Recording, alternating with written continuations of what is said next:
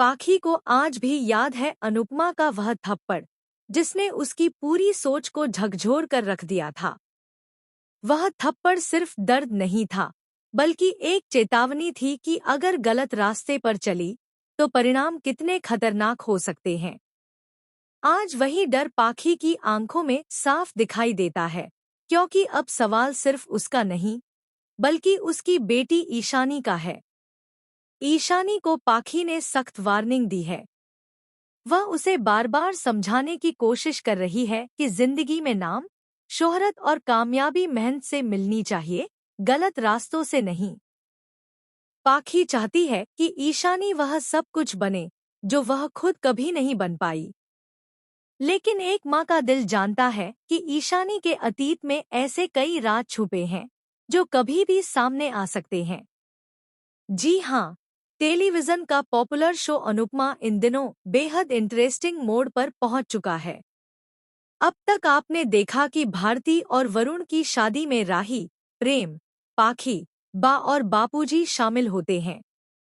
शादी का माहौल खुशियों से भरा हुआ है, लेकिन इन खुशियों के पीछे कई साजिशें और राज दफन हैं।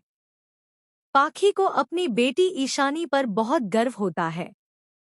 उसकी तरक्की, उसका आत्मविश्वास और उसकी नई पहचान देखकर पाखी का सीना चौड़ा हो जाता है। लेकिन इसी गर्व के साथ उसके दिल में एक डर भी पल रहा है। ईशानी पहले ही गलत रास्ते से लौट चुकी है और पाखी को डर है कि कहीं वह दोबारा उसी अंधेरे में न चली जाए।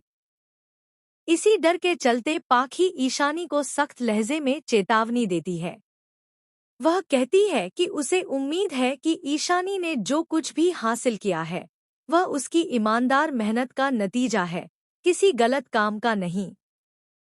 पाखी की बातें सुनकर ईशानी का चेहरा उतर जाता है, क्योंकि उसे याद आता है वह गहनों की चोरी, जिसे उसने आज तक किसी को नहीं बताया।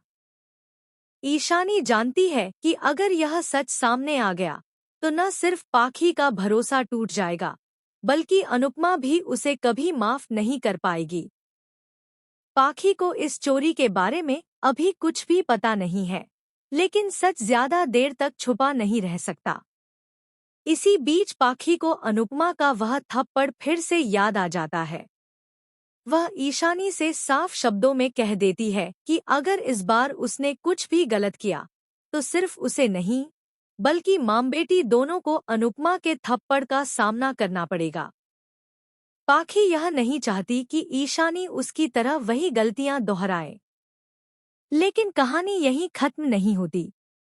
असली तूफान तो तब आने वाला है, जब अनुपमा को एक अनजान नंबर से कॉल आती है।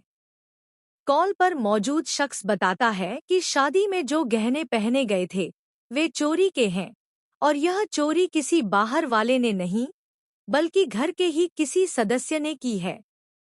अनुपमा चौंक जाती है। उसका शक सीधे ईशानी पर जाता है, लेकिन वह बिना सबूत के किसी पर आरोप नहीं लगाना चाहती। वह चुपचाप इस पूरे मामले की तह तक जाने का फैसला करती है। उधर ईशानी बेचैन हो जाती है। उसे लगने लगता है कि अब उसका सच सामने आने वाला है। वह रात रात भर सो नहीं पाती और खुद से सवाल करती रहती है कि क्या उसने सही किया था या नहीं। अब आता है सबसे बड़ा शॉकिंग ट्विस्ट। जब अनुपमा चोरी की जांच करती है, तो उसे पता चलता है कि गहनों की चोरी अकेले ईशानी ने नहीं की थी। इस चोरी के पीछे पाखी की पुरानी गलती और एक ऐसा राज छुपा है, जिसे पाखी खुद भी भूल चुकी थी। दरअसल, ईशानी ने यह चोरी किसी लालच में नहीं की थी, बल्कि पाखी को एक पुराने कर्ज से बचाने के लिए की थी। यह कर्ज पाखी की उस जिंदगी से जुड़ा है, जिसे वह अनुपमा और पूरे परिवार से छुपाती आ रही है। जब यह सच अनुपमा के सामने आता है, तो वह टूट जाती है। वह गुस्से में ईशानी पर हाथ उठाने ही वाली होती है, लेकिन तभी पाखी खुद सामने आकर सब कुछ कबूल कर लेती है।